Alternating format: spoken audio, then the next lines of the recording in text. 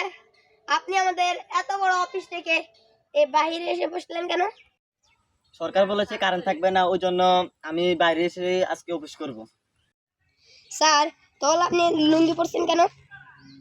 আরে বাংলাদেশে যে হারে গরম পড়ছে, ও লুঙ্গি ছাড়া তো চলেই যাচ্ছে না। তাহলে আজকে ইন্টারভিউটা শুরু করা যাক।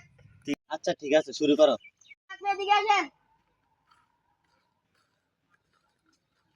আসসালামু আলাইকুম স্যার। ওয়ালাইকুম সালাম, বসেন। আচ্ছা ঠিক আছে।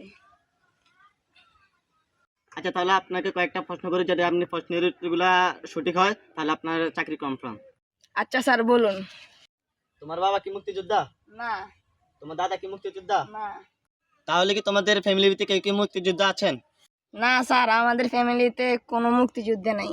তাহলে আপনার চাকরির জন্য 6 লাখ টাকা লাগবে। কেন স্যার, আমার কাগজপত্র তো সবই ঠিক আছে। তাহলে স্যার আপনি একটু দেখুন।